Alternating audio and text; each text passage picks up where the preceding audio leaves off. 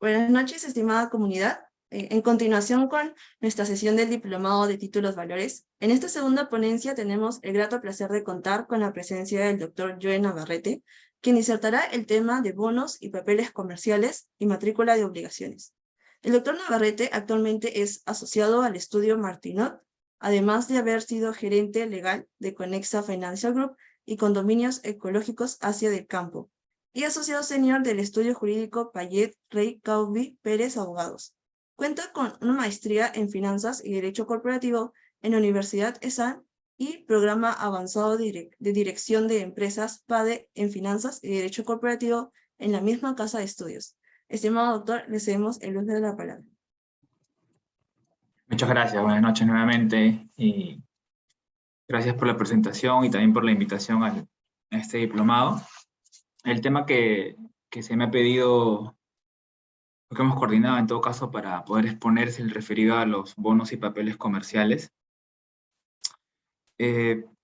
Yo, digamos, voy a tratar, es verdad que es un diplomado de títulos valores, pero algo que quisiera, digamos, empezar indicando es de que los bonos y los papeles comerciales tienen una incidencia transversal a nivel del derecho comercial en general, ¿no?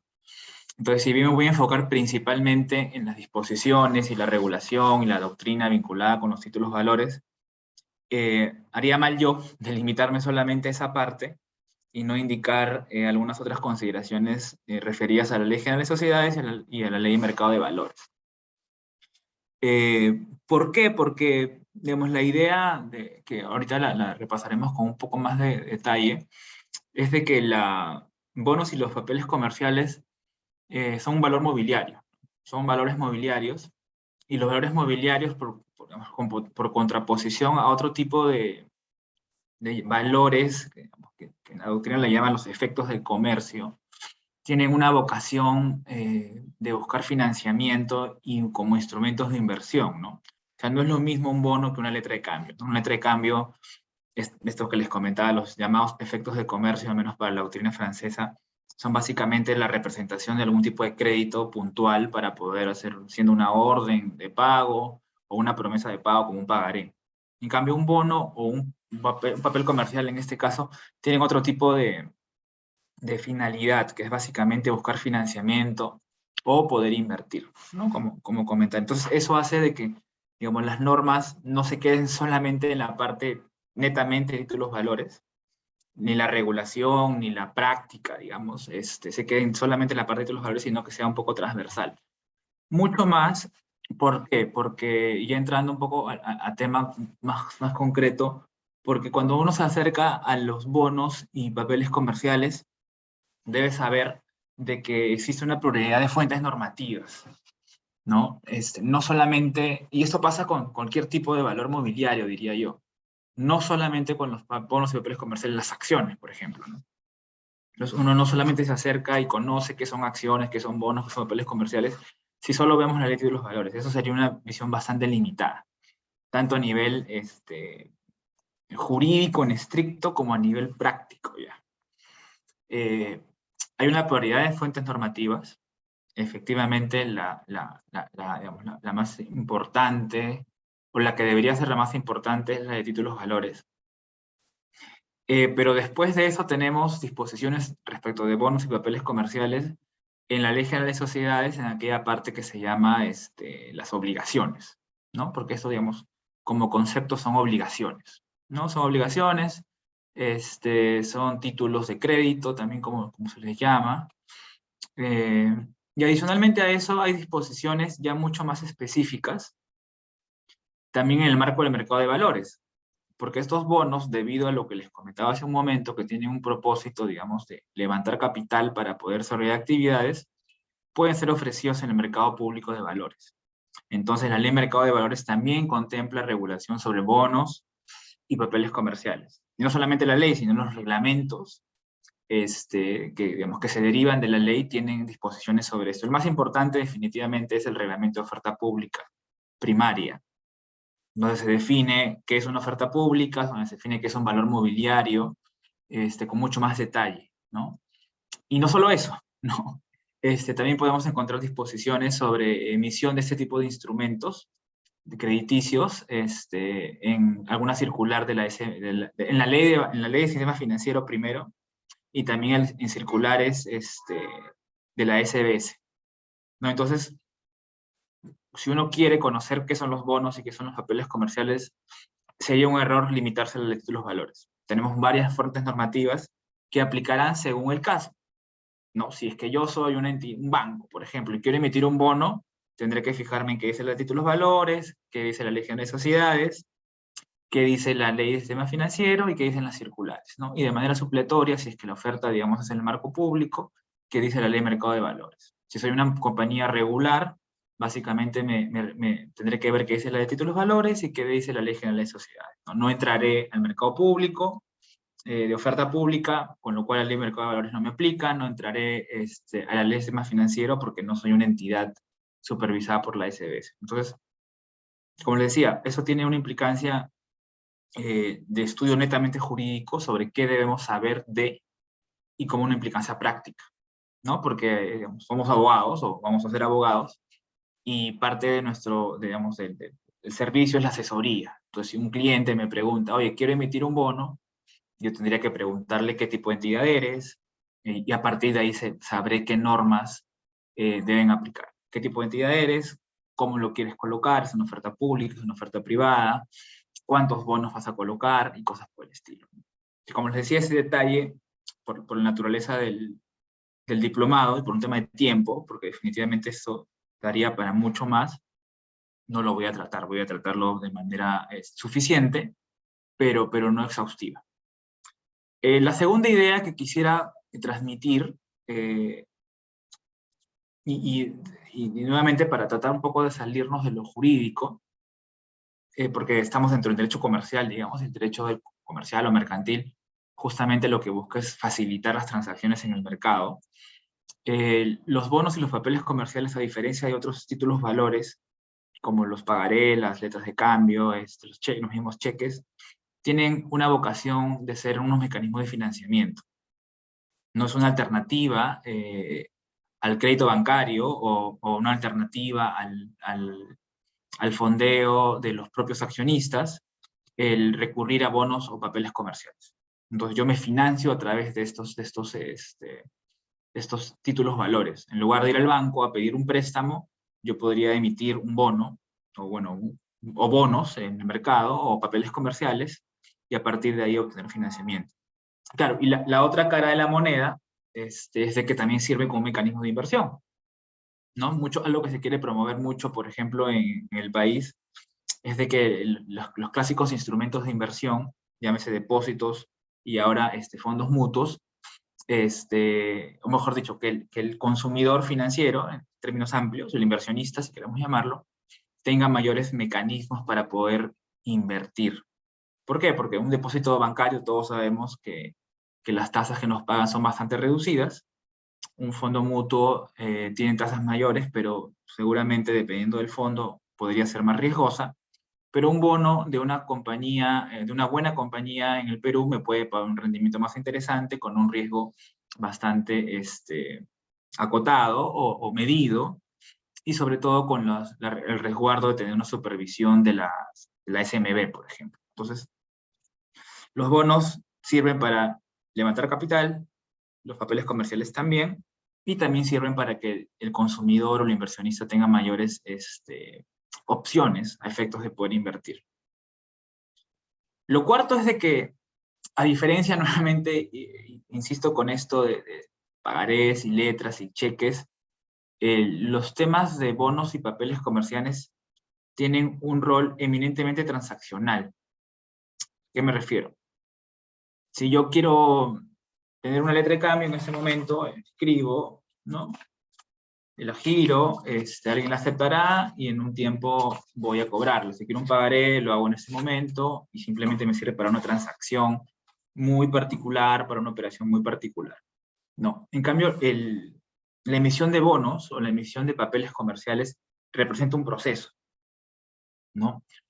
¿Por qué? Porque implica de que, dependiendo del tipo de bono, pero implica en principio que el emisor es la persona que se encarga de como su nombre lo dice, emitir los bonos, ¿no? De vender los bonos, si queremos ponerlo en un término un poco más coloquial, con el respaldo de su patrimonio, ¿no? Habrán otros tipos de bonos que tengan algunos resguardos adicionales, como veremos en algunas diapositivas más, pero en principio la compañía X decide emitir bonos y el respaldo principal es su patrimonio.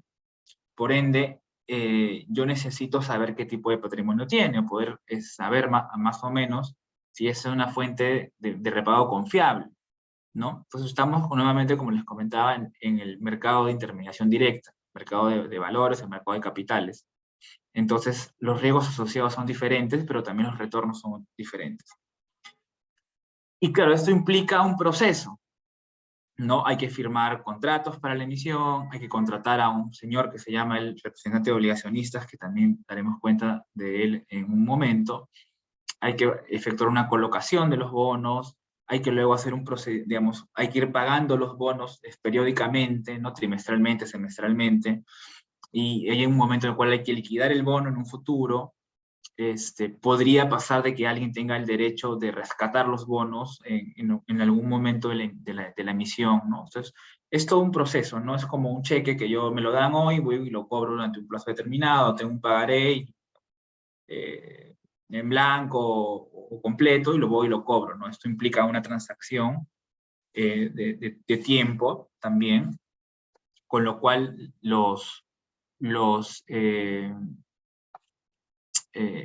digamos, el nivel de servicio, perdone que retorne el nivel de servicio del abogado, pero el nivel, digamos, de involucramiento del abogado es mayor, ¿no? Es fácil hacer un pagaré, una letra de cambio, lo podría hacer literalmente en 5 minutos, cualquiera de ustedes también, pero realizar toda una emisión de bonos o papeles comerciales es un proceso que puede tardar, en el mejor de los casos, algunas semanas y en un caso normal, algunos meses, ¿no? Y esto va a depender también si es que los bonos son colocados, son vendidos en una oferta privada, ¿no? De manera sencilla, de uno a uno, o a través del mercado público, porque si es mercado público, como les comentaba hace un rato, entra a tallar toda la regulación vinculada al mercado de valores, la ley y los reglamentos, y la supervisión de la SMB, ¿no? Que es la Superintendencia del Mercado de Valores, que es el supervisor de este tipo de mercados, ¿no? Y hay otros aspectos adicionales que ahí sí voy a comentarlos nada más, que tienen que ver con cuando uno invierte, digamos, las carteras, ¿no? Las carteras de inversión contienen estos bonos, y estos bonos tienen valorizaciones, ¿no? Un bono tiene un precio, como cualquier bien, ¿no? El bono no deja de ser un bien transable en el mercado. Tienen precios, y estos precios, o las fluctuaciones de estos precios, tienden a tener un reflejo en las carteras administradas por un inversionista determinado. Por ejemplo, ¿no? Hemos visto, se ve que los rendimientos de las AFP se han reducido, ¿no? Y eso tiene también que ver con las valorizaciones que en su momento están teniendo ciertos instrumentos, ¿no? Entonces, dentro de las finanzas hay algunas técnicas para valorizar bonos, ¿no? Entonces, que también es importante tomarlas en cuenta, porque recordemos que los bonos son títulos valores y, como tales, como lo dicen los primeros artículos de la ley, tienen una vocación de circulación. Eso implica que puedan ser transferidos en el mercado durante un tiempo determinado, ¿no? Y esto implica de que tengo que fijarle un valor. ¿Cuánto vale un bono a un año emitido por Alicorp? ¿Cuánto vale un bono, digamos, del Tesoro del Perú de a 30 años?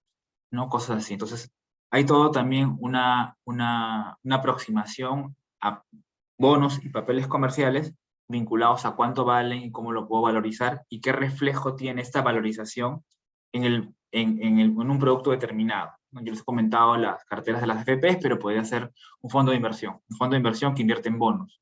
¿Cuánto vale el valor cuota de este fondo de inversión, que a su vez invierte en bonos o en papeles comerciales? Entonces, ahí entra el conocimiento, digamos, cruzado y necesario, diría yo, de las finanzas para el abogado que se quiere especializar en temas financieros o en temas comerciales vinculados con el mercado de valores. Entonces, después de esta amplia introducción, que yo creo que son temas mucho más centrales incluso que la ley es fácil de entender, como vamos a ver ahora, hay algunas cositas por ahí, pero la ley no deja de ser sencilla en su lectura. Voy a pasar a lo siguiente, ¿no?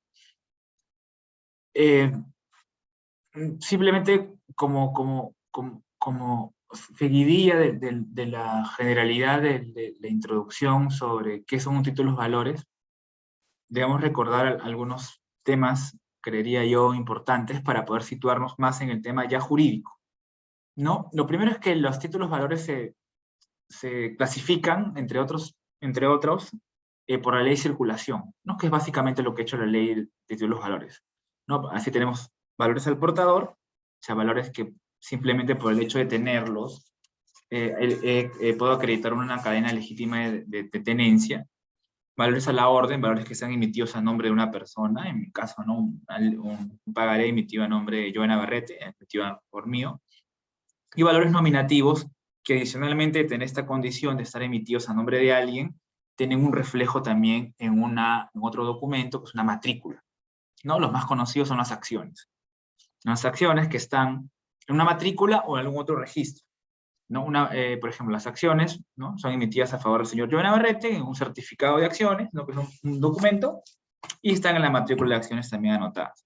O si fueran desmaterializadas, que es el otro punto que está al costado, estarían en una anotación en cuenta en la ICLB, que en el caso nuestro es cabal, ¿no? Entonces, tenemos una primera clasificación de los títulos valores como la ley de circulación, luego el modo en el cual se materializan o se representan, que son físicos o desmaterializados, y la regulación que yo les comentaba que es variada, ¿no?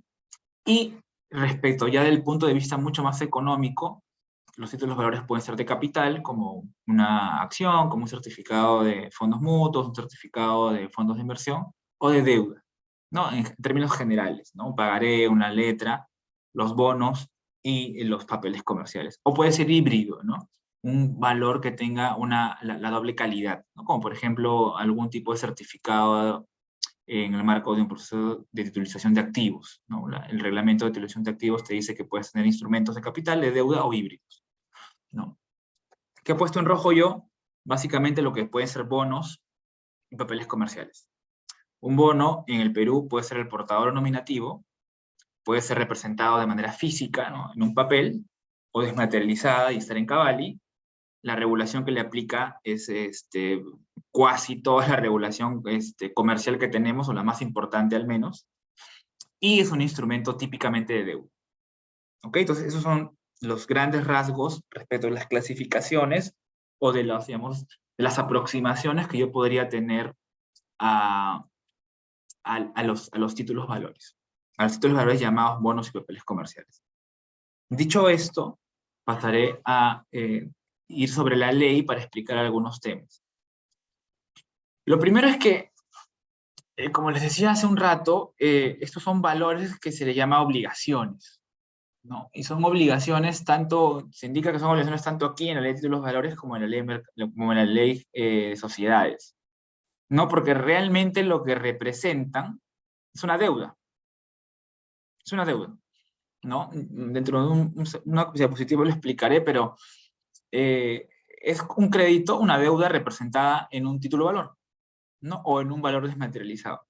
Ese es el concepto principal, ¿no? Yo cuando tengo una deuda la pago en plazos, en cuotas, ¿no? Aquí en el caso de los bonos, yo pago la deuda que está representada en un bono o en un papel comercial en lo que se llama cupones, ¿no? El equivalente a una cuota, o al interés, principalmente al interés, es lo que se llama un cupón, ¿no? ¿Cuántos cupones tiene tu bono o cuál es la periodicidad del cupón trimestral, semestral? La ley me dice que los bonos o papeles comerciales pueden ser nominativos o el portador, ¿no? Esto, por ejemplo, a diferencia de las acciones que siempre son nominativas, ¿no? Que no pueden ser el portador. En mi experiencia nunca he visto un bono peruano, al menos, que sea el portador. Eh, por varias consideraciones, primero porque acá los representantes obligacionistas, que como les dije, es un sujeto que interviene en estas transacciones, tienen que ser determinados sujetos como bancos, agentes de bolsa, y claro, puede ser mucho más complicado que ellos administren una matrícula de obligacionistas sobre no sepas quién es realmente, ¿no? Entonces, la práctica, digamos, más allá de las opciones normativas, me lleva siempre a tener bonos o papeles comerciales nominativos. O sea, yo sé quién es, según mi matrícula, o según el registro de Cavalli, quién es el titular de un bono determinado en un momento determinado.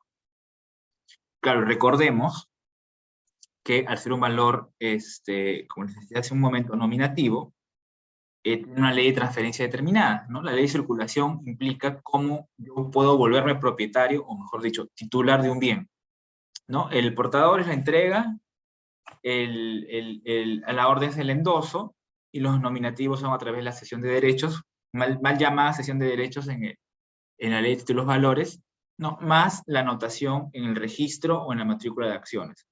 Entonces, un bono que se vende, pero no se anota en la matrícula, no tiene oponibilidad respecto de su titularidad, ¿no? Un bono que se vende, pero que no es registrado en la ISLB, en Cavalli, tampoco tiene oponibilidad, ¿no?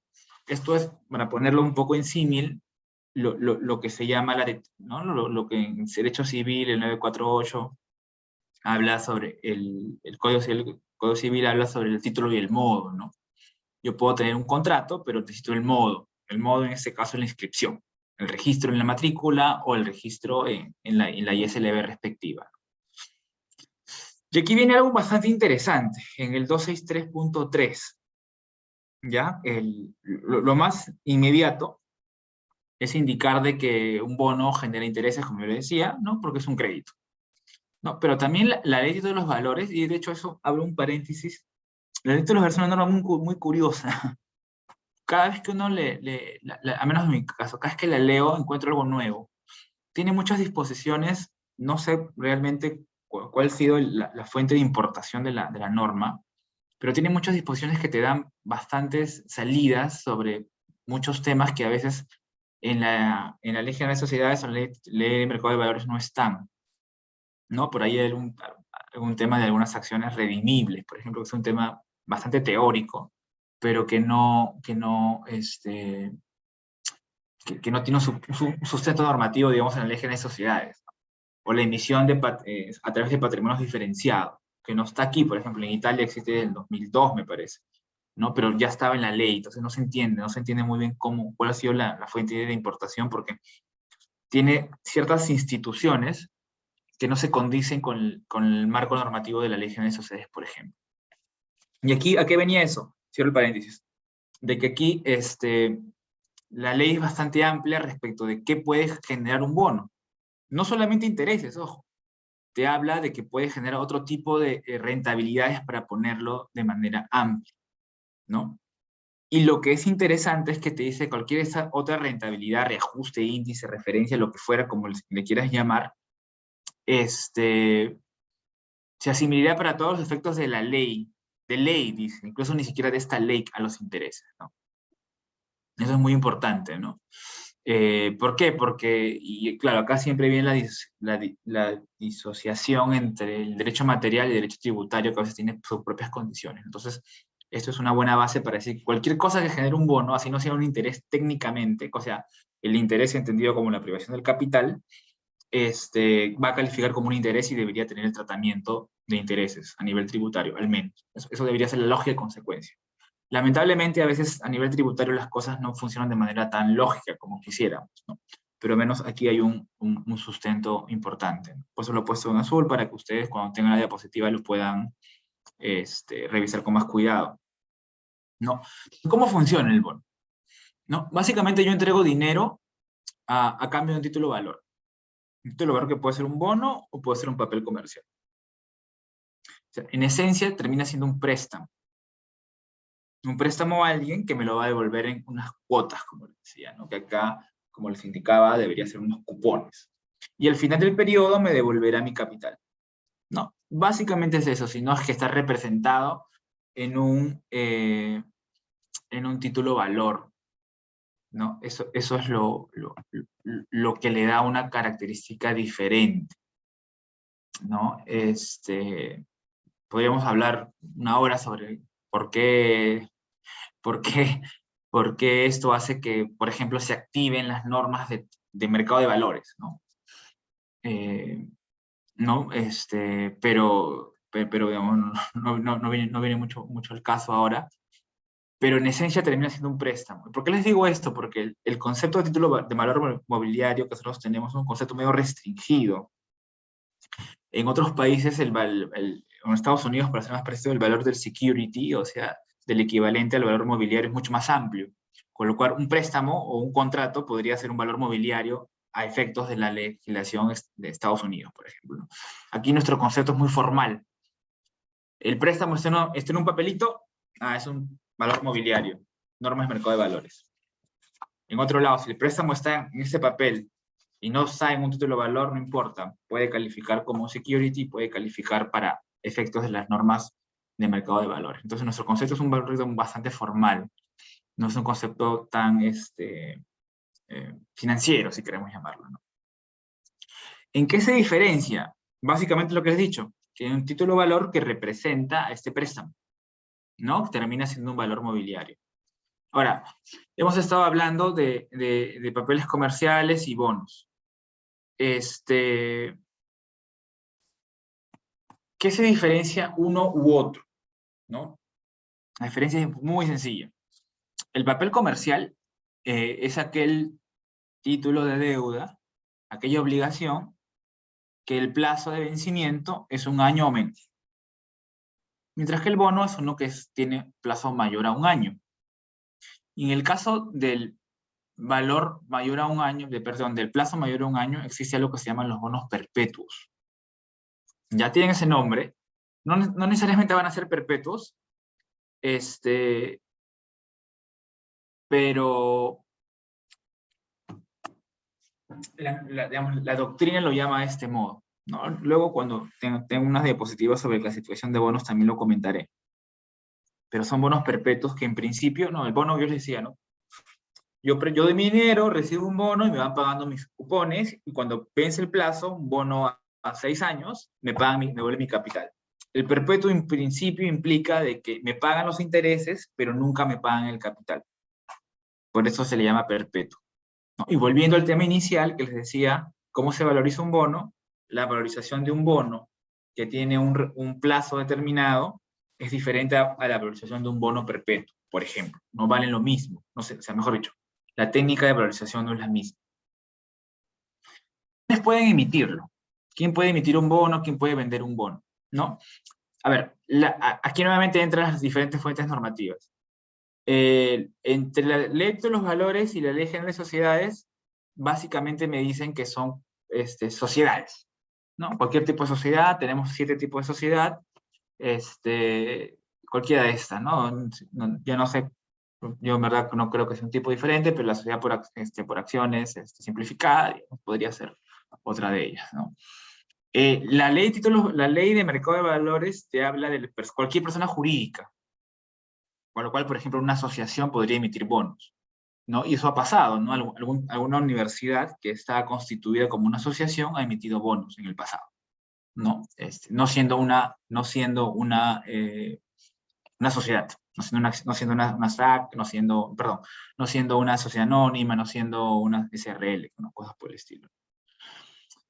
Y como les decía, y también pueden emitir los fondos de inversión. La ley de fondos de inversión establece que se pueden emitir obligaciones, tanto fondos públicos como fondos privados, sujeto a determinado tipo de requisitos, ¿no? Que básicamente es la aprobación del comité de vigilancia o la aprobación de la asamblea, ¿no? Por delegación del comité. Entonces, son varios, digamos, los sujetos, los entes jurídicos que podrían emitir bonos o papeles comerciales en el país, ¿no? Y como les decía, dependiendo del emisor, por ejemplo, si es un banco, si es una SAFI, como comentó hace un rato la ponente anterior, que estaba vinculada a una SAFI, o que sea un instrumento, no sé, es un bono, por ejemplo, si es un bono normal, corporativo, no hay nada que ver si eres digamos, no hay mucha complicación, pero si es un bono, por ejemplo, subordinado, ¿no?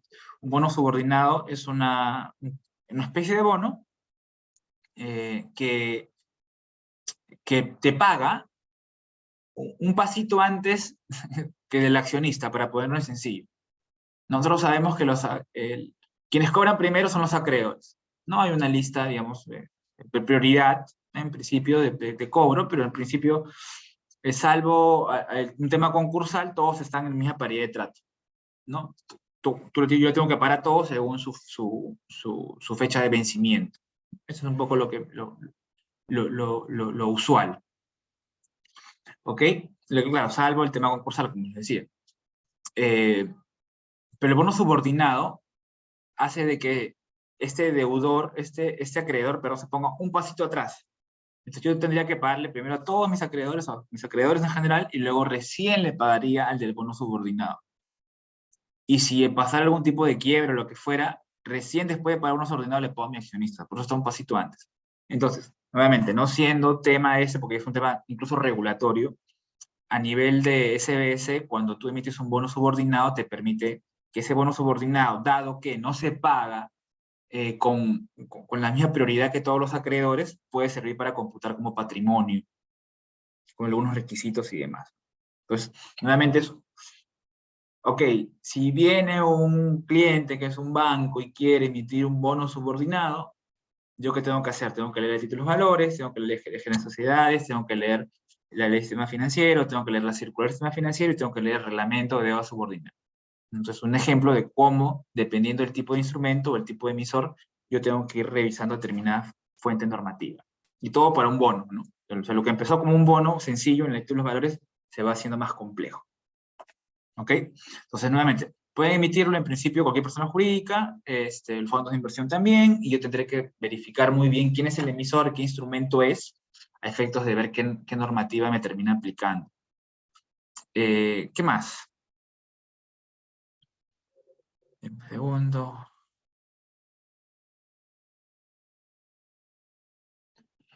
Acá viene, ¿no? Tipos de bonos. Yo les comentaba que digamos, los bonos tienen una clasificación, ¿no? No, digamos, no me atrevería a decir, dependiendo de esto, es uno u otro, pero sí voy a nombrar, digamos, los bonos más conocidos o los más usuales, ¿no?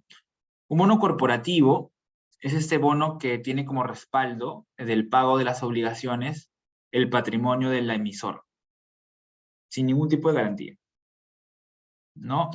O yo te préstame plata, ¿no? Porque le decía es un préstamo, y yo te pago con los flujos o el dinero que vaya ganando, mis utilidades que vaya generando durante un plazo determinado. Es un bono corporativo, el bono más sencillo, digamos.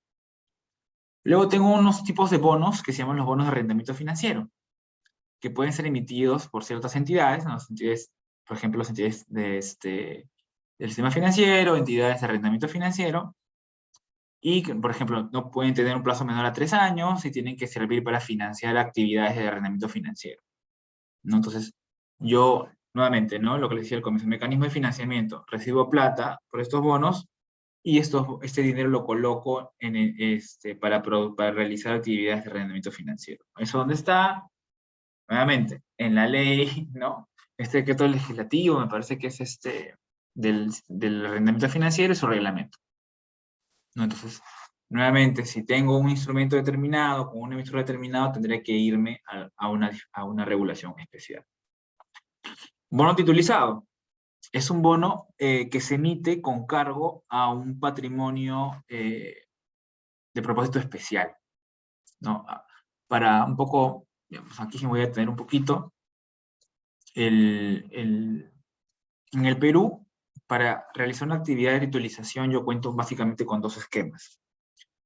Dos esquemas que se enmarcan dentro de lo que es un vehículo de propósito especial. Es un vehículo diseñado exclusivamente para hacer una emisión. ¿Ok?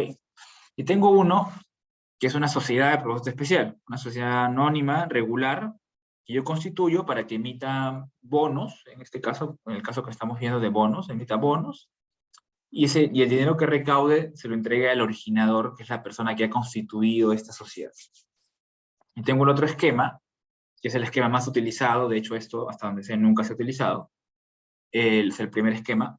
Tengo otro segundo esquema, que es el esquema de fideicomiso de titulización, que seguro es algo que han escuchado con mucho más familiaridad.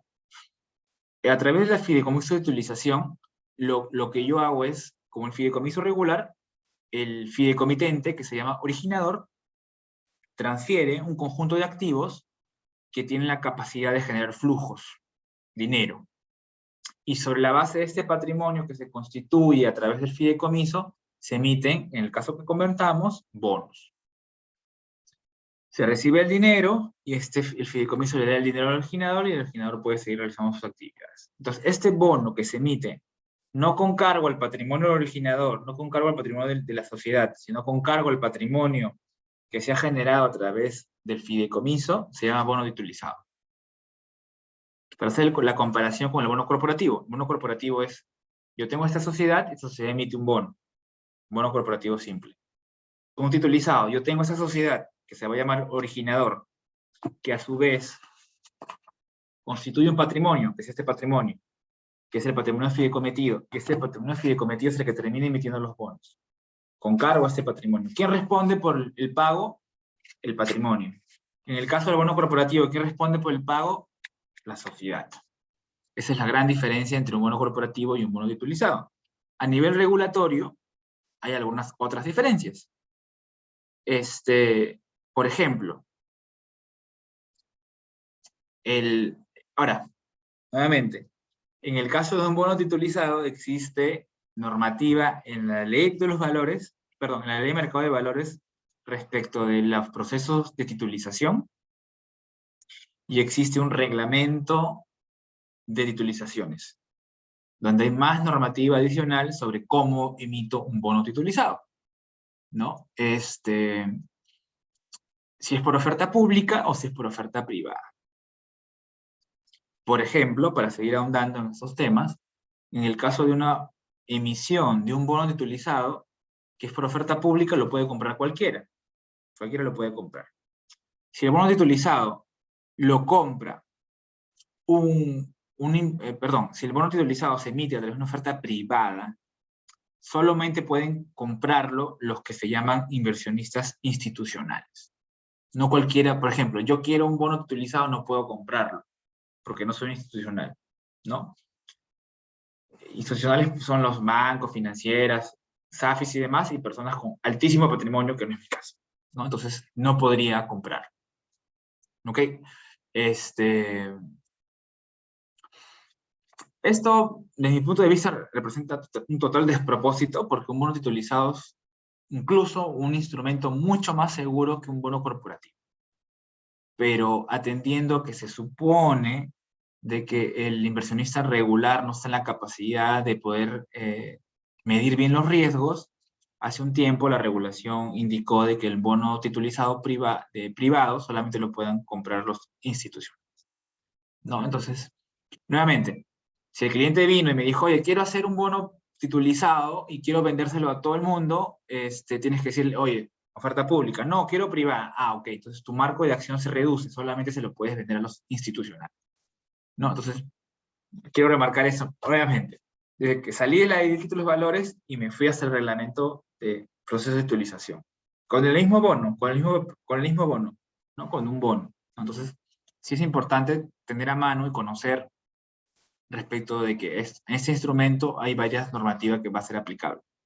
El bono perpetuo, ya lo comenté hace un rato, es un bono que me paga los intereses periódicamente, pero que no me paga el capital.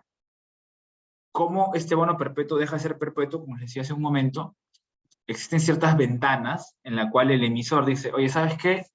Ya no te quiero seguir pagando intereses, trae para aquí mi bono y te pago a un precio determinado, ¿no? Entonces, es lo que se llama rescata el bono, y el bono queda allí, ¿no?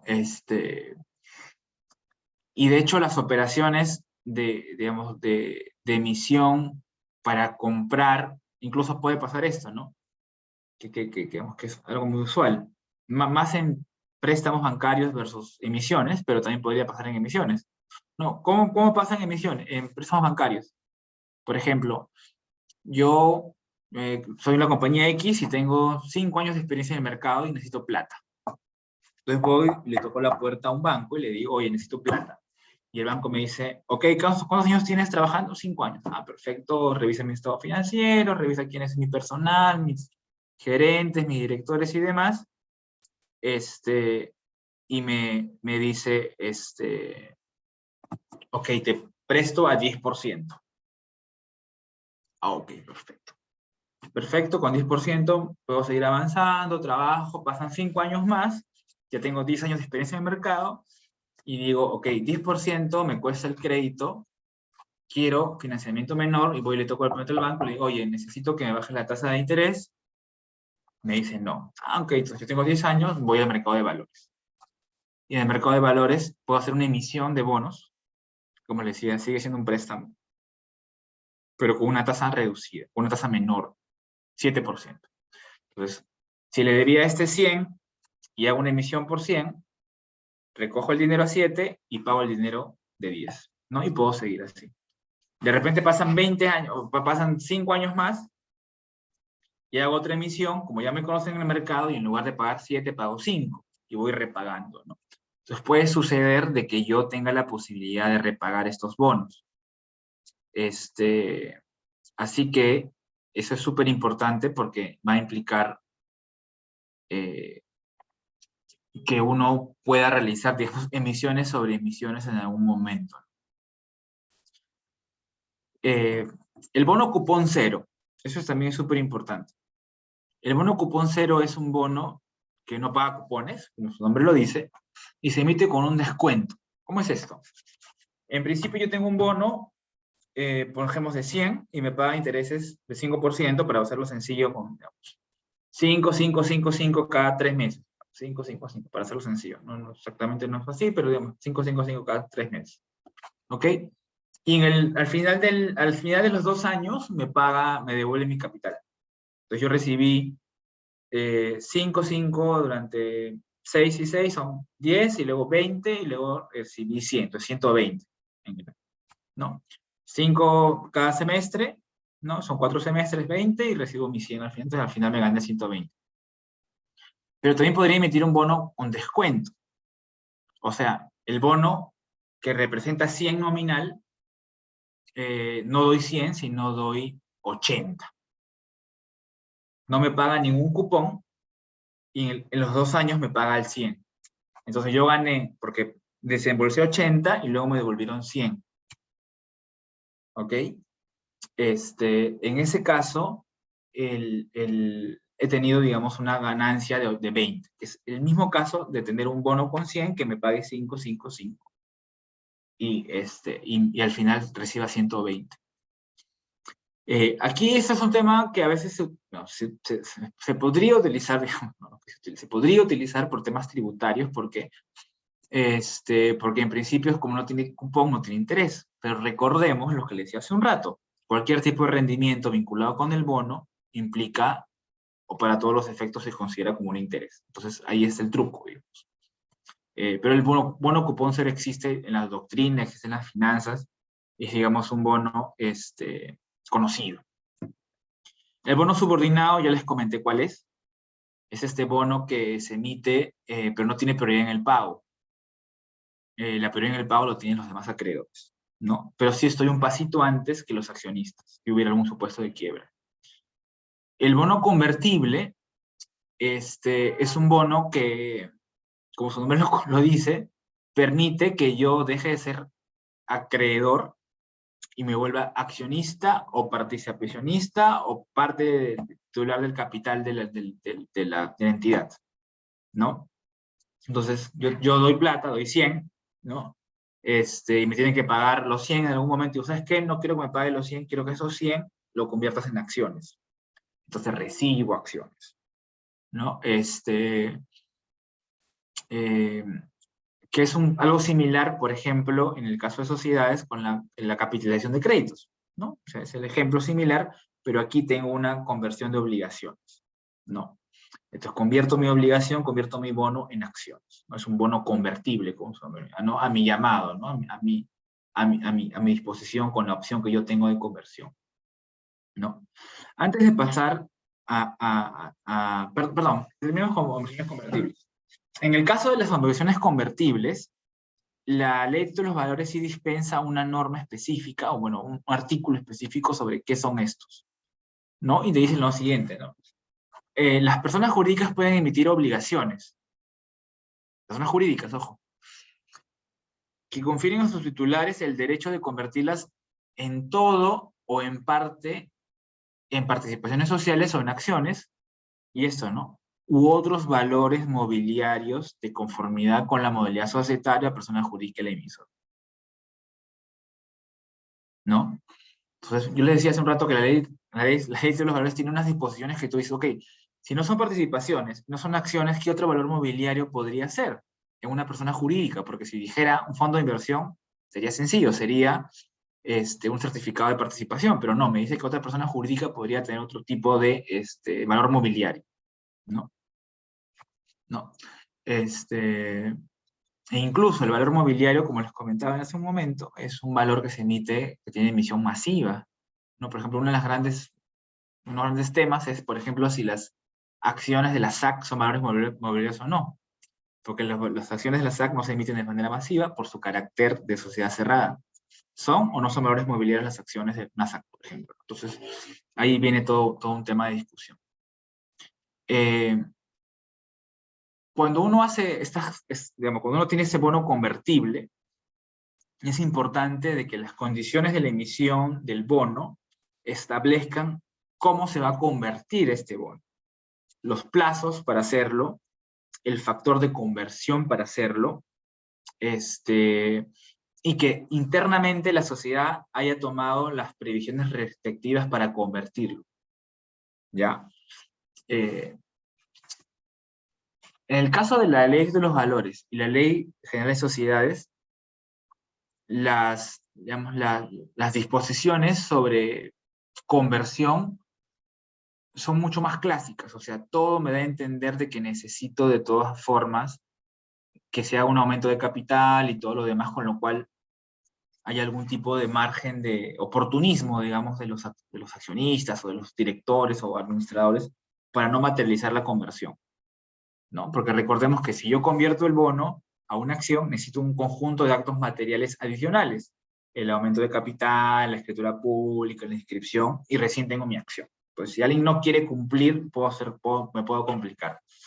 En cambio, la ley de mercado de valores sí establece un artículo, que no tengo aquí en la diapositiva, pero sí establece un artículo específico, un parrafito por ahí, que te dice que en el caso de conversión de obligaciones, bastará que se presente al registro público el instrumento de la emisión, ¿no? El documento de la emisión o el contrato de emisión, cosas por el estilo. Entonces, sí tiene mucha más flexibilidad, ¿no?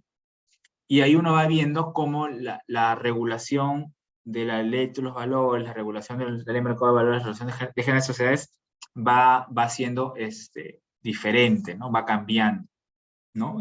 Y en algún caso podría ser contradictoria, ¿no? Algo importante, por ejemplo, el 268.4 que está aquí, es que te dice que si es que la conversión de las obligaciones hace de que, por ejemplo, una SAC tenga más de 20 accionistas, lo que se requiere, adicionalmente a todo lo que hemos comentado, va a ser que se cambie el tipo, digamos, la submodalidad social, ¿no? Que va a dejar de ser una SAC, va a volver una SA o pues, una SA, ¿no? Que no creo que sea el caso, pero, digamos, teóricamente puede ser posible, ¿no? Entonces, eh, digamos, la única salida para ese tipo de inconsistencias puede ser el último artículo que te dice que todo lo que no diga la ley se regirá por la ley de sociedades y la ley de mercado de valores en cuanto resulte aplicable, ¿no? Que siempre es como una trampita, ¿no? En el derecho, porque uno nunca termina sabiendo, a veces, en los casos más complicados, cuándo eso no resulta aplicable. Eh, Bueno, acá quería volver a un tema de papeles, pero, a ver, entonces, cuando estamos ante bonos, yo tengo algunas opciones, ¿no? Estos son derechos de opción. Esto es, yo siempre digo, ¿no? O sea, derecho comercial, uno tiene que manejar las categorías civiles, definitivamente, ¿no? Y la opción de conversión es un derecho potestativo, es una opción. Literalmente es una opción, la opción de convertir un bono en una acción. Es más que eso. No, es un derecho potestativo que es una opción.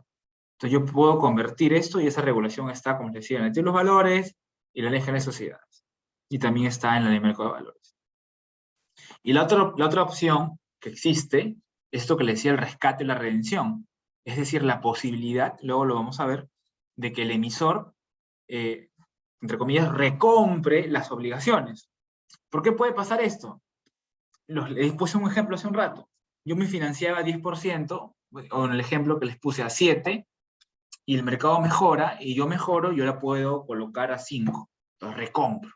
Hago una emisión por aquí, y recompro de 7 a 5. Bajo mi tasa de interés, bajo mis costos, soy más eficiente. Puedo tener la posibilidad de hacer eso, ¿no? Entonces, dentro de los bonos se manejan ciertas opciones, en el sentido jurídico del término, que me permite convertir una deuda en una obligación, perdón, una obligación en una acción, o me permite, puede permitir al emisor salir de la emisión porque tiene una mejor opción económica financiera. ¿Ok? Ahora sí, regreso a algo que creo que es importante. Estamos hablando de puros bonos, ¿no? ¿Y qué pasa con los papeles comerciales? No, los papeles comerciales, como les decía, se emiten a plazos menores a un año, ¿no? O hasta un año. Eso implica que son instrumentos que se emiten con naturaleza de corto plazo, para necesidades de corto plazo, ¿no? Entonces, yo necesito la plata rápido y la quiero pagar rápido. A diferencia de un bono que tiene que ser más de un año, pero usualmente un bono tiene un plazo de 3 años, 4, 5. Pueden haber bonos de 20 años y bonos perpetuos incluso, como les comentaba, ¿no? Entonces, los bonos versus los papeles comerciales tienen esta condición, ¿no? Perdón, los papeles comerciales versus los bonos tienen esta condición, que son papeles, que son instrumentos que efectivamente sirven para necesidades de cortísimo plazo, ¿no? Y al ser tales, no tienen tantas clasificaciones, ¿no?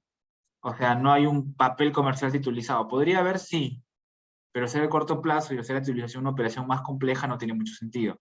Un papel comercial perpetuo tampoco, porque son menores a un año. Un papel comercial cupón cero, digamos, teóricamente, pero no. Al ser cortísimo plazo, las tasas de interés también son menores.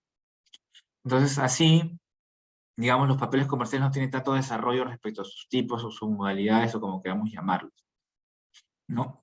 Había otro tema que también estaba aparte, al menos del título de la exposición, que era la matrícula de obligaciones, ¿no? Y aquí simplemente me voy a remitir a lo que les comenté hace un rato. Cuando estamos ante valores nominativos, la ley de circulación me dice que adicionalmente a la transferencia del valor en sí mismo, debo realizar algún tipo de anotación en una matrícula en un registro. El ejemplo más conocido, las acciones, ¿no? La matrícula de acciones. Pasa lo mismo en el caso de bonos o en el caso de obligaciones. El representante de obligacionistas, o bueno, en verdad el emisor en principio, tiene que llevar una matrícula de obligaciones, donde se anotarán quiénes son los titulares de las obligaciones. El señor tal es titular de tantos bonos, el señor tal es titular de tantos bonos. ¿Ok? Y cuando estos bonos o papeles comerciales estén desmaterializados, estén en Cavalli, no será propicio la matrícula de obligaciones, sino tendrá que haber este registro de la ICLV, la Institución de Compensación y Liquidación de Valores. Entonces, la matrícula de obligaciones funciona mucho como una matrícula de acciones, en el sentido que se tienen que anotar las titularidades, transferencias, gravámenes y todo lo demás, ¿no? ¿Y esto por qué? Por la naturaleza del título de valor, que es un valor nominativo. ¿Ok? Eso. ¿Qué más? Yo les decía hace un rato, y acá ya para ir terminando las disposiciones de la ley de los valores, que todos estos son valores mobiliarios, ¿no? Entonces, el valor mobiliario, entendido en un sentido netamente de la ley de los valores, que es parecido también en la ley del mercado de valores, básicamente tiene un concepto muy amplio en el sentido de los derechos que puede implicar. Claro, siempre bajo el entendido que se ha emitido un título valor, ¿no? El valor mobiliario es una especie de título valor, ojo, ¿no? Entonces pueden representar derechos patrimoniales, derechos crediticios, dominiales, y lo que nos interesa aquí son los derechos crediticios, ¿no? Entonces, el bono, el papel comercial, es un valor mobiliario que confiere un derecho crediticio, o sea, el derecho a reclamar un interés y un capital. ¿Ok? esta condición también les permite ser títulos ejecutivos, ¿no? Que no se necesite un protesto. Todos los valores mobiliarios tienen esta condición. ¿Un valor mobiliario puede ser representado por notación en cuenta? Sí, como lo hemos estado comentando, ¿no? Y claro, cualquier tipo de gravamen, anotación o afectación a este valor mobiliario deberá estar en la entidad, en la matrícula, en la matrícula respectiva, ¿no? En el caso de acciones o en el caso de bonos, como comentamos hace un rato, o en el registro de la institución de compensación y liquidación de valores, ¿no? Entonces, para leer qué es un bono y un papel comercial, tengo que leer primero qué es un valor mobiliario. Y no solo tengo que leerlo, sino tengo que, digamos, saber cómo esa regulación general me aplica a la regulación específica, ¿no? Que es un poco lo que pasa en todo el derecho. Ahora sí, habiendo comentado con, creo, suficiente profundidad estos artículos, hay un par de artículos más, pero creo que no vale la pena comentarlos ahora. Pasaré a explicar lo que corresponde a la Ley General de Sociedades y a la Ley de Mercado de Valores. ¿Ok?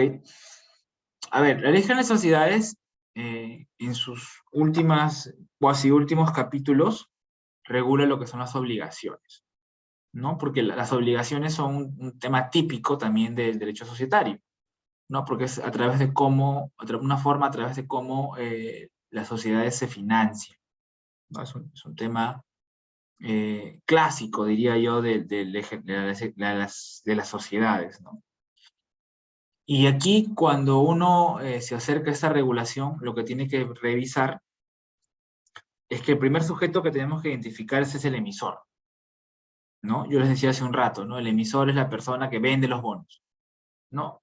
Técnicamente lo que hace es los crea, los emite y digamos, y los transfiere en el mercado.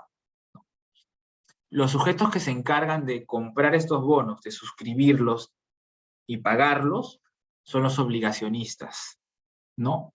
Que en el caso de los bonos se llaman los bonistas, ¿no? Y cuando es un papel comercial, digamos, mantiene su nombre de obligacionistas. En principio, los bonos y los papeles comerciales están destinados a ser colocados en una pluralidad de agentes. O sea, por ejemplo, yo podría colocar bonos entre todos los alumnos de la Facultad de Derecho de la Universidad de Piura, ¿no? Entonces, todos podrían ser obligacionistas, ¿ok? Entonces, cuando surge digamos, un grupo humano, ¿no? Por ponerlo en un sentido bastante amplio, el derecho se preocupa porque dice, ¿cómo puedo hacer que ellos coordinen? ¿No? Entonces hay un costo de coordinación implícito, ¿no? Es un costo de transacción regular. Y el derecho va creando algunos mecanismos. Por ejemplo, las sociedades, como tienen accionistas, forman un órgano que es la Junta de Accionistas, y las maneras de tomar los acuerdos de la Junta de Accionistas son a través de mayorías, generalmente, ¿no? Salvo tener una junta universal y cosas por el estilo, pero en general son mayorías. Entonces, el derecho crea un mecanismo. Entonces, en una emisión de bonos, donde pueden haber varios bonistas, varios obligacionistas, titulares de papeles comerciales, el derecho crea un órgano, ¿no? Un órgano, que no llega a ser una asociación, pero es un órgano, ¿no? Como la Junta de Accionistas, como la Junta de Socios. ¿Cómo se llama este órgano? Se llama el Sindicato de Obligacionistas. Conjunto de obligacionistas, ¿no? Todos los alumnos que les comentaba hace un rato, ¿no? E incluso, para poder reducir aún más el costo de transacción de la reunión de estos señores, la ley de sociedades y, digamos, la técnica societaria, si queremos llamarlo, crea una figura o reconoce una figura que se llama el representante de los obligacionistas, que no es más que, como su nombre lo dice, alguien que representa a los obligacionistas. Claro, pero esa persona tiene que tener ciertas condiciones específicas, que las veremos en un momento. ¿Ok? Entonces, una transacción regular de una emisión de bonos o papeles comerciales tiene estos sujetos como participantes. Un emisor, la persona que quiere financiarse, la persona que crea y emite los bonos o papeles comerciales, los obligacionistas, que son las personas que suscriben estos bonos, las personas que suscriben estos papeles comerciales y pagan estos papeles comerciales, la reunión de todos ellos, que es un sindicato de obligacionistas, ¿no? El conjunto de todos ellos en un órgano determinado, creado o reconocido por la normativa aplicable, y un sujeto que se encarga de representarlos, lo que es como el coordinador, que es el representante de obligacionistas. Ahora, cuando la cosa se va complicando, si queremos llevarlo de un modo, van surgiendo otro tipo de sujetos. Sobre todo estoy pensando en una emisión en el mercado público, ¿no? En el mercado público me refiero en el mercado de la oferta pública, cuando entra a tallar también la supervisión de la SMB, ¿no? Dentro de estas cosas está, por ejemplo, la necesidad de contar con un agente colocador, alguien que se encargue de vender de vender estos bonos en el mercado. Y también un clasificador de riesgo, ¿no? El clasificador de riesgo es esta entidad que también es supervisada por la SMB, que se encarga de asignarle un rating a un bono. ¿Qué es un rating? Es como una nota, ¿no? Seguro hemos escuchado últimamente, ¿no? El Perú es grado de inversión o no es grado de inversión, ¿no? O triple A, doble A, triple B, triple A menos, triple B menos, cosas por el estilo. Estos triple algo, doble algo, más o menos, son los ratings, son las calificaciones que yo le doy a un instrumento. Y estas clasificaciones al instrumento tienen que ver con la solvencia del emisor en principio. O sea, ¿me puede pagar? Súper sí, triple A. A veces sí, a veces no. C, triple B menos, cosas por el estilo. Seguro que sí, pero hay una pequeña probabilidad. Ok, doble, triple B más, cosas por el estilo. Entonces, yo le asigno, o mejor dicho, clasificador de riesgo, le asigno un rating, le asigno una clasificación a un instrumento, y que sobre la base de eso yo puedo emitir. Claro, dependiendo qué nota me pongan, soy más o menos atractivo para poder tener una mejor o peor tasa de interés. O sea, primero para ver si me compran o no me compran. Y segundo, para ver qué tasa de interés tengo, ¿no? Un bono que tiene una buena clasificación, que implica de que se va a poder cumplir con las obligaciones, tiene un rating alto. Un bono que tiene una clasificación baja, va a tener un rating bajo, ¿no? De hecho, seguro no has escuchado los bonos basura, ¿no? Estos bonos que son, digamos, poca probabilidad que te vayan a pagar, pero la tasa de rendimiento es muy alta, ¿no? Recordemos que acá nos guiamos por el principio de a mayor riesgo, mayor rentabilidad, a menor riesgo, menor rentabilidad. Entonces también es un tipo de bonos, los llamados bonos basura, ¿no? ¿Que hay gente que compra bonos basura? Hay gente que compra bonos basura, simplemente es una decisión. Y en el mercado de valores lo que prima es la información. El mercado de valores se guía por el paradigma de la información. Si yo te comunico que este bono tiene poca probabilidad de ser pagado, pero te da por una tasa de interés alta y tú lo quieres comprar, en principio nadie debería meterse. No salvo que yo esté engañando, dando información falsa, cosas por el estilo. Arreglando un poquito este bono basura cuando es, entre comillas, más basura de lo que parece, ¿no? Entonces, el mercado de valores se rige por ese principio, el principio de la información. Mientras yo sea transparente, yo diga las cosas como son, si alguien quiere comprar un valor, un título, perfecto. El derecho no se debería meter en eso. Entonces, ¿cuáles son las entidades que se encargan de reducir este conflicto, esa asimetría informativa entre el obligacionista que quiere comprar y el emisor que quiere emitir? En el mercado público, el clasificador de riesgo. Pregunta, ¿en una emisión privada puede haber un clasificador de riesgo? Puede haber un clasificador de riesgo también, mucho mejor todavía, porque eso le da más solvencia a la emisión, porque hay un tercero, que es una entidad calificada, que es una entidad supervisada por la SMB, que me ha asignado una nota. Y si me ha asignado una nota buena, mejor todavía, ¿no? Tengo muchas más chances de poder colocar y poder colocar una tasa interesante. Ok. Aquí nuevamente la ley de sociedades tiene otra definición no contradictoria, complementaria posiblemente de lo que es una emisión. Dice, no, la sociedad puede emitir series numeradas de obligaciones que reconozcan o creen una deuda a favor de sus titulares, ¿no? Y eso es muy importante, ¿no? Usualmente las emisiones crean deudas, ¿no? Crean deudas. Pero una emisión podría reconocer una deuda pasada, sí. Por ejemplo, yo tengo un contrato de préstamo y lo reemplazo por un bono. Estoy reconociendo una obligación pasada. ¿Qué sucede eso? Sí, yo lo he visto hace algunos años, en verdad, que el prospecto, digamos, los documentos de emisión no creaban una deuda, reconocían una deuda, ¿no? Y claro, los antecedentes son diferentes, ¿no? En una creación todo es nuevo, en el reconocimiento todo esto se origina sobre la base de un contrato de préstamo previamente celebrado. Otra cosa que también es importante es de que las emisiones pueden hacerse por etapas, ¿no? Aquí ya estoy entrando un poquito más al mercado de valores, no quisiera adentrarme tanto, pero ¿a qué me refiero por etapas?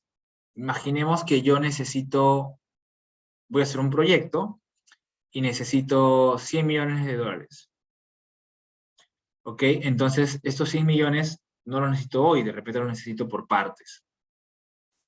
Entonces, lo que hago es emito bonos hasta 20 millones, luego en el siguiente año bonos hasta 50, y el tercer año bonos hasta el 30, que es lo que me falta. Entonces, pueden ser emisiones por etapas, ¿no? Y estos 100 millones puede ser revolvente. De repente emito 50, pago 20 y me queda nuevamente 50 menos 20, 30 y me queda 70 para emitir. ¿No? Puede ser como un crédito revolvente también, ¿no? Entonces, hay mucha flexibilidad en el caso de emisión de obligaciones, tanto en el mercado público como en el mercado privado. ¿Puedo hacer una emisión que sea de papeles y bonos comerciales? Puedo hacer una emisión que sea de papeles y bonos comerciales. ¿Puedo hacer una emisión que sea pública y privada a la vez? Sí. Igual, como es pública, tendré que pasar por el registro del SMB, pero puedo tener ciertas emisiones que sean privadas sin ningún problema. Entonces puedo ir combinando, o sea, pueden haber emisiones de bonos y papeles, y puede emisión de bonos y papeles que sea pública y privada también, ¿no? La idea es que los mecanismos de financiamiento sean lo más flexibles, lo más amplios posibles, para que las sociedades puedan tener la posibilidad de poder financiarse a tasas interesantes. Ok, ¿qué más? Yo les decía hace un rato que la Ley General de Sociedades establece ciertas condiciones para las emisiones. Y hay algo que tiene un nombre curioso, ¿ya? Pero indica de que no, de que son condiciones para la emisión, la constitución del sindicato, lo que les comentaba hace un rato, la reunión de todos los obligacionistas, y la designación de la sociedad, del emisor, de una empresa bancaria, financiera o agente de bolsa, y con el nombre de representante de obligacionistas o en acuerdo al otorgamiento del contrato. ¿Por qué es esto? Yo les dije hace un rato y resaltaba de que el representante de obligacionistas se encargaba de representar justamente los intereses de los obligacionistas. Pero también es importante su papel, incluso antes. Cuando yo hago una emisión, yo no sé quién me va a comprar, pero necesito celebrar un contrato. Este contrato lo celebro ¿con quién? Con esta persona que va a ser representante de obligacionistas. Y ya luego los obligacionistas se adhieren al contrato. ¿Ok? Entonces, ¿yo qué hago? Ok, quiero emitir 100 millones de soles, necesito de un instrumento para la emisión, que es mi contrato, si es una emisión pública, mi prospecto, pero tengo que celebrar este contrato con alguien, y yo no sé quién me va a comprar. Entonces, bajo el amparo de la ley, y la ley de mercado de valores en su caso, celebro el contrato con un representante de obligacionistas. Imaginemos que sea el BBVA. Luego procedo a la emisión, los alumnos de esa facultad que les decía me compran los bonos, y por la compra de los bonos se adhieren al contrato. Usualmente los contratos, y de hecho parte también en algún punto de la regulación, claro, ustedes me dicen, oye, pero yo compré y yo no quiero que el BBVA sea mi representante. Ah, perfecto. Tienen un plazo para poder remover, tienen un plazo o tienen mecanismos para poder removerlo y que no sea BBVA, sino sea Scotiabank, no lo sé. Entonces, en principio, los obligacionistas tienen la posibilidad de remover, cambiar, modificar las condiciones respecto de su propio representante, ¿no? Recordemos que al comienzo, quien elige al representante es el emisor, ¿no? Claro, el representante es una entidad supervisada, es una entidad independiente y todo lo demás, pero a pesar de eso, los obligacionistas tienen la posibilidad de poder removerlo. Eso es súper, súper importante. Ok, aquí está con mucho más detalle cuál es el rescate, que yo les decía, ¿no? Entonces yo puedo, el emisor puede rescatar por los siguientes motivos. Si uno lee con más cuidado, hay unos supuestos de rescate que no son rescate realmente, ¿ya? Pero digamos, la ley los ha tratado como tales, ¿no? Pago anticipado es una clásica, técnicamente es un rescate, lo que le decía hace un rato, ¿no? Yo consigo plata y pago, rescato, ¿no? Dice, una oferta dirigida a todos los inversionistas, decirles, oye, quiero comprarles, ¿ok? Que es una suerte también de pago anticipado, porque si no, no podría comprárselas. También rescato cuando hay algún tipo de convenio, ¿no? Adquisición en bolsa, por ejemplo, esto, digamos, no es un supuesto rescate. Si yo los compro por otro lado, no es que estoy rescatando, estoy comprando y simplemente se consolida. Recordemos la extinción de obligaciones. Si se consolida la composición de acreedor y deudor, la obligación se extingue. Nada más y nada menos, ¿no? Derecho de obligaciones puro y duro, ¿no? Consolidación como forma de extinción de obligaciones, ¿no? Y también me dice que se rescata cuando convierto, ¿no? Yo lo puse hace un momento que era separado, sigo pensando que es separado, por eso lo puse en rojo, porque si yo convierto no estoy rescatando, realmente estoy convirtiendo, ¿no? Pero la ley los ha tratado como supuestos, digamos, similares, al menos como nombre jurídico. ¿Ok?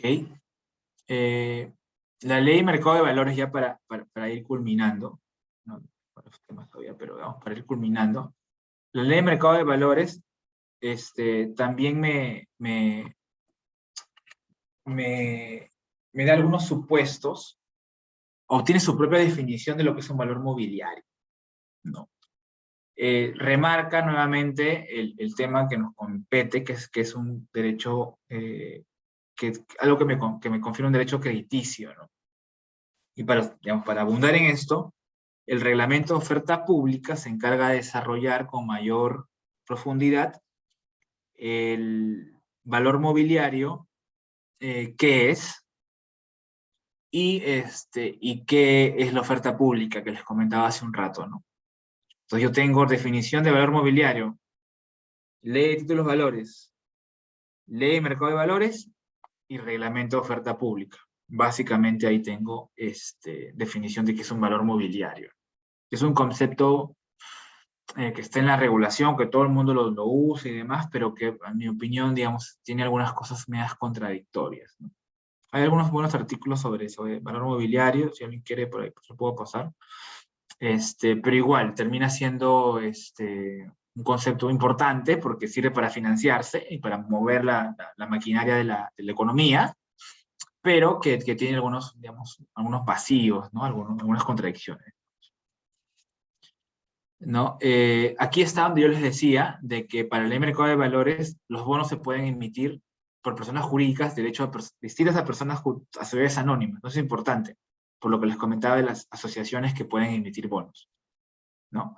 Y ojo, no dice lo dispuesto en el párrafo anterior, en el primer párrafo, no es de aplicación a las empresas banqueras o financieras, ¿no? Que ellas se rigen por la ley general, por la ley general. La ley general, en definiciones, es la ley de sistema financiero, ¿no? Entonces, la ley de mercado de valores excluye, en principio, es la normativa de su propia normativa respecto a la ley general. Pero la propia ley general luego, y la práctica te dice que vuelves a la ley de mercado de valores cuando quieres hacer una emisión pública, ¿no? Entonces, digamos, es como un círculo, ¿no? La ley de sistema financiero tiene su propia ¿cómo se diría? Regulación. Yo les comentaba de esta norma en particular en la ley de sistema financiero, y tenía una circular también sobre emisión de instrumentos financieros, pero el segundo párrafo indica lo que yo les comentaba, ¿no? Que cuando es una oferta pública tengo que ir a la SMB, no acá dice la CONACEP porque es el nombre antiguo, pero tengo que ir a la SMB, ¿no? Entonces me termino igual, digamos, como volviendo a la regulación de la SMB aplicable, ¿no?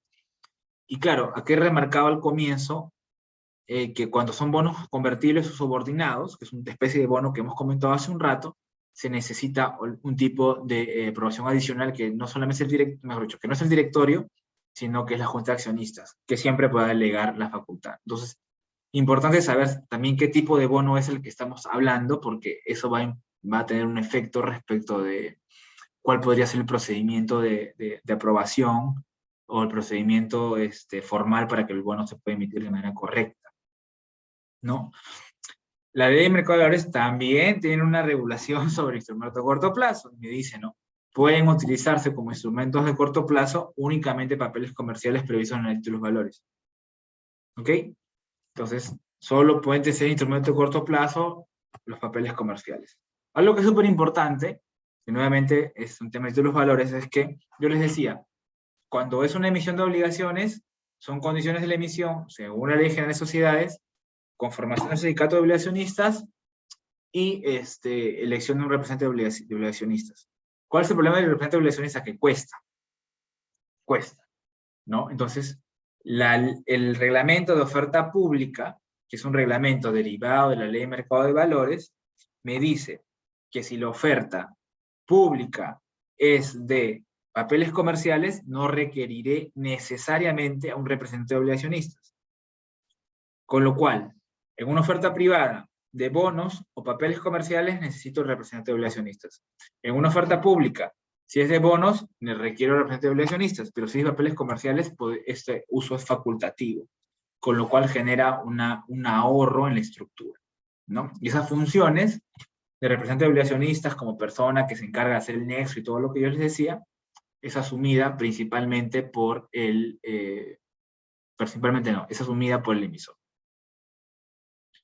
¿No? Solamente aquí me voy a quedar. A ver, tienen preguntas. Yo les decía en el comienzo de que en el caso de bonos y papeles comerciales es un proceso dinámico, es digamos, un proceso transaccional en sí mismo. Eso implica la estructuración. Ok, quiero un bono, pero ¿a qué plazo? ¿A qué tasa? ¿A quién lo voy a dirigir? ¿Tiene opción de conversión o no tiene opción de conversión? ¿Va a Cavalli o va físico? Con garantía, sin garantía, titulizado o no titulizado, cupón cero o no cupón cero, trimestrales, cupones trimestrales, semestrales. Entonces, hay todo un conjunto digamos, de detalles sobre cómo emito el bono. Se hace un due diligence de la sociedad que va a emitir el bono, como les decía, el respaldo principal es los activos o los flujos de esa sociedad, entonces necesito saber de quién se trata, si tienes accionistas que están involucrados en procesos, no sé, de corrupción, si tiene las plantas, los seguros para poder seguir produciendo, si tiene las licencias para seguir operando, cosas por el estilo. Pues tengo que hacer un proceso de due diligence. Luego, si es una emisión pública, como les decía, alguien tiene que calificar este instrumento y con 2 clasificaciones de riesgo podré verificar cuál es la calidad del activo, ¿no? Luego tendré que ir a mi regulador, a la SBB en principio, esta oferta pública. Si adicionalmente soy una entidad del sistema financiero, tendré que ir a la SBS por una opinión favorable para emitir esos tipos de instrumentos, y también a la SMB luego, ¿no? Negociaré los contratos con el representante de obligacionistas, que como les decía es mi contraparte original, y negociaré las garantías aplicables. Después de eso, tendré que hacer un procedimiento de inscripción, en el caso de la oferta pública, y tendré que ver qué tipo de proceso es. Un trámite regular, un trámite en el mercado alternativo de valores, o un trámite del mercado dirigido exclusivamente a inversiones institucionales. Como les decía, todo esto ya son normas, o son, digamos, temas muy, muy, muy de mercado de valores. Y luego procede a la oferta de la emisión, a suscripción, ¿no? Los obligacionistas vendrán o suscribirán y pagarán. Y luego tengo un conjunto de obligaciones post-emisión. La principal, pagar los cupones. Pagar los cupones, remitir información financiera, remitir información sobre algún tipo de cambio relevante. Y si estoy en el mercado de valores bajo la SMB, comunicaciones de hechos de importancia, ¿no? Comunicaciones de hechos de importancia, comunicaciones de política de dividendos, comunicaciones respecto de buen gobierno corporativo, sostenibilidad corporativa y otro tipo de regulación aplicable. Entonces, para recapitular, me gustaría que se queden con dos ideas principalmente. Cuando me acerco a los bonos y los papeles comerciales, hay varias normas en aplicación. Y segundo, tres ideas de repente. Y segundo, esto es un mecanismo de financiamiento, es un mecanismo de inversión. Y tercero, es una transacción, no es un proceso.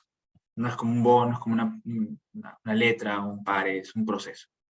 Aquí hay un esqueleto básico de lo que es un proceso. Entonces, esto no es como sacar un cheque, tiene todo un conjunto de implicancias adicionales. Entonces, con esas tres ideas, cierro mi exposición, presto a ver si tienen algún tipo de pregunta, comentario, y si no, nada, les agradezco mucho su atención hasta este momento. Ok, muchas gracias, estimado doctor, por su grata ponencia. Bueno, sí, me han remitido un par de preguntas al interno. Se lo leo. La primera dice, doctor, entonces, en el bono subordinado, ¿el orden de pago es proveedor, acreedor, accionista? Si es así, ¿qué sucede en el caso que al pagar a los proveedores ya no alcanzaría para el pago del acreedor? ¿Qué sucede? Como cualquier deuda, tendré que demandarla, pero es un riesgo que yo estoy asumiendo, ¿no? Entonces, no es que alguien me pueda decir, oye, ¿por qué le pagaste antes al otro si tienes que pagarme a mí? No, eso no será un incumplimiento, porque justamente tengo una deuda subordinada, ¿no? Entonces, tendré que cobrarla, pero no será un incumplimiento que le haya pagado antes a otros. Muchas gracias, doctor. Una siguiente pregunta dice, ¿tanto para el bono con cupón y sin cupón se usa la misma tasa de interés? Es una buena pregunta, ¿ya? A ver, técnicamente en un bono con cupón, tengo una tasa de interés que se va a determinar según la subasta. A ver, cuando yo quiero, como les decía, esto es un proceso. Entonces, dentro del proceso de emisión, yo voy a tener que fijar una tasa de interés. Entonces, pero es una subasta, ¿no? Entonces, las personas dicen, ok, yo te compro a tanto, tanto, tanto, tanto. Entonces, se llega, la más famosa es la llamada subasta holandesa. Entonces, cuando llegamos a un punto, alguien me pide, por ejemplo, 5, 6, 7, ¿no? Entonces, y acá me pidió 10, 10, 10, y yo completé mis 30, yo le vendo desde el 7 al 6 y al 5, pero a todos les ofrezco 7. Si alguien me quiso que yo le pague 8, no le voy a dar, porque ya yo completé, digamos, lo que necesitaba colocar. Entonces yo fijo una tasa de ese modo, ¿no? Que digamos es la más conocida, la subasta holandesa. Entonces tengo una tasa de interés explícita, porque el bono va a salir con un interés de 8% o de 7% en el ejemplo. Cuando es un bono de cupón cero, yo no tengo esta tasa explícita, sino tengo una tasa literalmente de descuento, ¿no? Compro un bono a 100, que me va a devolver 100 en 2 años, o en un año, para hacerlo más, un año y un día, para hacerlo, digamos, para seguir siendo un bono, pero lo compro 80. Entonces la tasa implícita es justo esta diferencial entre el 80 y el 100, ¿no? Pero no es una tasa explícita, no sale un bono con tasa 8, por ejemplo, no, sino que simplemente el valor es 80 y me va a devolver 100. Técnicamente no es una tasa explícita, como lo digo a nivel jurídico, pero financieramente sí, ¿no? Habría que hacer el cálculo para ver cuál es la tasa que me permite que 80 llegue a 100, ¿no? En el ejemplo. Muchas gracias, doctor, por su respuesta. Y bueno, para culminar, una última pregunta dice, buenas noches, ¿los bonos y papeles comerciales están en el mismo nivel de orden de pago ante una eventual quiebre? Sí, no hay ningún tipo de diferencia entre ambos, salvo que se presenten circunstancias adicionales, ¿no? Por ejemplo, la subordinación que les comentaba, ¿no? A nivel de los propios acreedores, o si tiene algún tipo de garantía, ¿no? Porque ya dejas de ser un acreedor regular y te vuelves un acreedor garantizado.